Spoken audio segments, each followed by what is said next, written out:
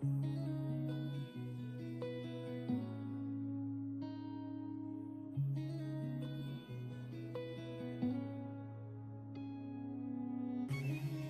80 வருஷம் மதுரைக்கு வந்தேன்.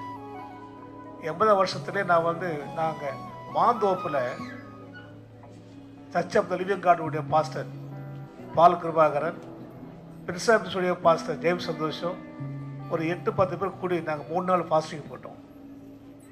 அப்போ எனக்கு ஆண்டவர் மதுரையை காட்டினார். 2 மணி போல் கேட்கும்போது நான் சொன்னேன், என்ன மதுரையை காட்டினார் பகல் வேளையில் தரிசனம். அப்போவே தரிசனத்தை பிடிச்சிக்கிட்டேன். எங்கள் அண்ணன் ஜேம்ஸ் சந்தோஷம், என்ன தம்பி தரிசனம் காட்டினார் ஆண்டவர்? ஆமாம், நான் கழிவு போப்போம் அப்படின்ட்டேன். அதோட நேரம் அங்கே மதுரைக்கு வந்தேன். எஸ் ஐயா அவங்களோட துணைவியார் ஏன்னா அவங்களுடைய உடன்பிறந்த தம்பி போல நேசித்து நிறைய ஊழியர்களை செய்ய எனக்கு உதவி செஞ்சார். வேன் ஊழியம், கிராமங்கள ஊழியம். அதுக்கப்புறம் கர்த்தர் எனக்கு சபையை தான் தரிசனம் கொடுத்தாரு. ஆனமலை ஒத்த கடையில் தான் நான் சர்ச்சை ஆரம்பித்தேன். இப்போ எங்கள் தம்பி அங்கே ஊழி செய்கிறேன். பிறகு இந்த தத்வேதி பகுதியில் ஒரு 6-7 வருஷங்கள் தான் இங்கே வந்தேன். இங்கே வந்த பிறகு நான் ஊழியம் செய்ய ஆரம்பித்தேன். சண்டே ஸ்கூல் மூலமாக சொற்ப விசுவாசிகளாய் தெய்வம் தந்தார். அதன் மூலமாக நான் இங்கே ஊழியம் செய்யும் போது எனக்கு யாரும் தெரியாது, ஐயா குடும்பம் தான். ஆனால் இப்போ சொல்கிறேன், மதுரையில் எனக்கு தெரியாதுக்கு குடும்பங்களே இல்லை. தெய்வம் தந்த ஒவ்வொரு தரிசனம் நிறைவேற்றினார். அப்போ இங்கே ஆரம்பிக்கும் போது இடமே கொஞ்சம் இடம்தான். இந்த பக்கம் நான் வரவே முடியாது. நானும் என்னுடைய மனைவி பிள்ளைகளும் தண்ணிக்குள்ளே வருவோம். நிறைய பாம்பு போடும். வீடுகளே கிடையாது, லைட்டு இல்லை, வெறும் மாடுங்க ஆடுங்க பண்ணிங்க. இந்த இடம் பத்திலே நிப்பாட்டி வச்சுக்கிட்டு பண்டிகளை போல விரட்டுவோம், பண்டிகையில் அடிப்போம், நிறைய பாம்பு அடிச்சு போடுவோம். கர்த்தர் தரிசனம் போய் சொல்லிட்டேன். கிட்டத்தட்ட ஒரு 35 வருஷங்களுக்கு முன்பாக சொன்னேன். இங்கே பெரிய சர்ச்சு கட்டுப்படுற ஆண்டவர், கீழே கார் பார்க்கிங், மேலே இந்த மாதிரி ஏசி ஹாலு, அதுக்கு பிறகு ரிசப்ஷன் ஹாலு. கிட்டத்தட்ட 35 வருஷங்களாக அந்த தரிசனம் விடாமல் நாங்கள் ஜோவா பண்ணோம். என் பேர் சண்முகம், எங்கள் அண்ணன் பேர் வீரராகவன், என் தம்பி இருக்கட்டும் பின்னர் அவர் பேர் விஸ்வநாதன், தங்கச்சி கீழே சிவகாமி, அப்புறம் பிச்சைவேணி. இவங்கள தேவன் தெரிந்து கொண்டு தமிழ்நாட்டில் பல இடங்களில் தேவன் வல்லமையாக பயன்படுத்துகிறார். பிஷப் தயானந்தனை நான் அண்ணனை கூப்பிட்டு பழகிட்டேன்.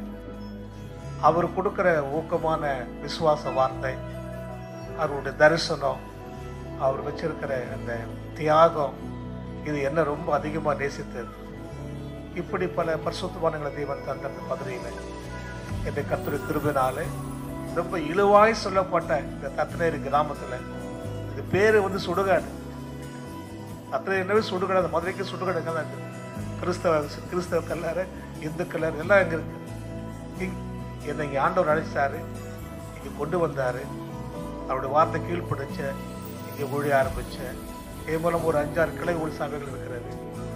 நான் சொன்ன நிறைய சொல்லிகிட்டே வருவேன். ஏராளமாக 43 வருஷமாக கர்த்தருடைய ஊழியத்தை முழு நேரமாக செய்கிறேன். நான் ரட்சிக்கப்பட்டது 72ஆம் வருஷம். ரட்சிக்கப்பட்ட பிறகு ஊழியம் செய்ய ஆரம்பித்தேன். ஒரு 7 வருஷம் சென்னையில் வேலை செஞ்சேன். அதுக்கு கர்த்தர் தரிசனம் கொடுத்தாரு. தரிசனம் மறுபடியும் சொல்லி முடிச்சிடுறேன், தரிசனம் ஒரு நாள் வீண் போகாது. நம்ம இயேசு நல்லவர். ஐயா கட்டிக்கிட்டு சொல்ல, அவர் ரொம்ப ரொம்ப நல்லவர். எவ்வளோ செஞ்சிருக்கிறாரு அப்படி நம்ம இயேசு. இப்போ நான் சொல்றேன், இயேசு நல்லவர், இயேசு நல்லவர்.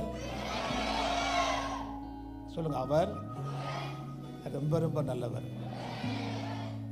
பிஷப் தயானந்தன் பாடுவார், கோட்டு முதல் கோமணம் வரைக்கும் எல்லாம் ஓசிய. சிரிப்புங்க நீங்கள். அவர் பக்கமெல்லாம் பாடுவார், எல்லாம் இயேசுவே எனக்கெல்லாம் இயேசுவே, கோட்டு முதல் கோமணம் வரைக்கும். அப்போ எல்லாமே அவர் கொடுக்குறாரு. விஷயமில்ல, விளையாட்டு வெற்றி பெற்ற கப்புகளெல்லாம் நான் நிறைய கப்பு வாங்கியிருக்கிறேன். சும்மா நான் பொய் சொல்லலை. நான் எஸ்எல்சி படிக்கிற வரைக்கும் ஸ்கூலில் அதிகமாக கப்பு வாங்குறது நான் தான். அது எப்போல்லாம் இப்போ எங்கே எனக்கு தெரியல. ஷீல்டெல்லாம் வாங்கியிருக்கிறேன், சாம்பியன் ஷீல்டு. 3 முறை தொடர்ந்து ஜெயிச்சா, 3 விளையாட்டை 3 வருஷம் தொடர்ந்து ஜெயிச்சா அந்த அவங்களுக்கு சாம்பியன் ஷீல்டு கொடுப்பாங்க. அது அப்படி நிரந்தரமாக இருக்குது ஸ்கூலில். வேறு யாரும் ஜெயிச்சா போயிடும். நான் படித்த ஸ்கூலில் அது அப்படியே இருக்குது. அது கீழே என் பேர் BA ஷண்முனு எழுதி வச்சுருக்கோம். அதில் சந்தோஷம் இல்லை. கார் வாங்கின சந்தோஷம் இல்லை, காரு வரும் போகும். அழகுல சந்தோஷம் இல்லை. சந்தோஷம் கிறிஸ்துவுக்குள்ளாய் வாழ்வதான் சந்தோஷம். அவரோடு வாழ்கிற வாழ்க்கை தான் ஒரு சந்தோஷம். பல வியாதிகள் வரும், போராட்டங்கள் வரும், நெருக்கங்கள் வரும், துன்பங்கள் வரும், மரணங்கள் வரும், இழப்புகள் வரும். எவ்வளோ மத்தியிலே தாங்கி கொண்டு இயேசு எனக்கு போதுமானவர். ஆமென். ஐஸ்வர்யாவும் ஆகாதவன் என்று, ஐஸ்வர்யாவும்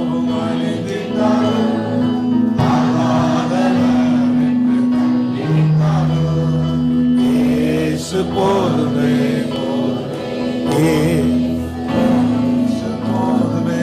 எந்த நாளிலுமே எந்த வாழ்வினிலே இயேசு போதும். அற்புதங்கள்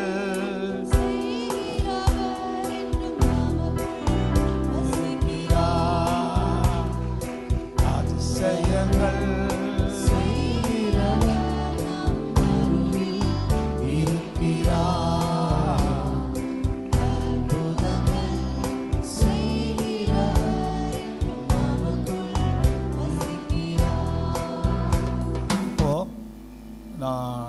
என் வாழ்க்கையில் 5 முறை நான் மரணத்துக்கு எதுவாக போயிருக்கிறேன். முதல் கல்யாணம் ஆகி 1 மாதத்துக்குள்ளவே பயங்கர மஞ்சக்காமல், கை காலெல்லாம் ஊதி போயிடுச்சு. அங்கே என்ன செய்தி வருது, நிறைய தெரிஞ்சவங்களாம் மஞ்சக்காமல் இறங்கினாங்க. அப்போது அதில் சுகமாக்கினார், என்னை சுகமாக்கிறார்.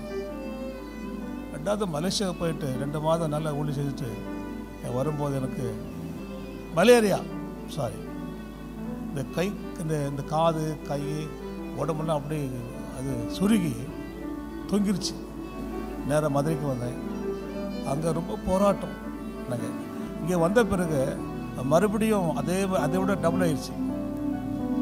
அப்போது மிஷன் ஆஸ்பத்திரியில் மிஷன் ஆஸ்பத்திரியில் கொண்டு போய் என்ன வச்சாங்க.